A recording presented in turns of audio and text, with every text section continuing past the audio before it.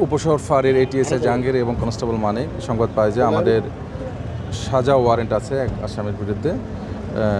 তার বাড়ি ছোটো কুমিরা, সেখানে সে অবস্থান করছে তার বাড়িতে। সংবাদের ভিত্তিতে তাকে অ্যারেস্ট করতে যায়। অ্যারেস্ট করতে গেলে সে হঠাৎ করে তার নিকটে থাকা চাকু বের করে তাদের দুজনকে আঘাত করে টানা সপ্তমবারের মতো বেস্ট টিস্যু পেপার ব্র্যান্ড হিসেবে স্বীকৃতি পেয়েছে বসুন্ধরা টিস্যু। পালিয়ে যায়।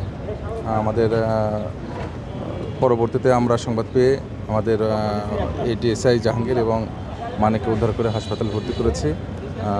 বর্তমানে তারা অপারেশন থিয়েটারে আছে। ভাই, যত উইংস আছে সবগুলো কাজ করছে আসামি গ্রেপ্তারের জন্য। ইনশাল্লাহ রেজাল্ট পেয়ে যাবো আমরা।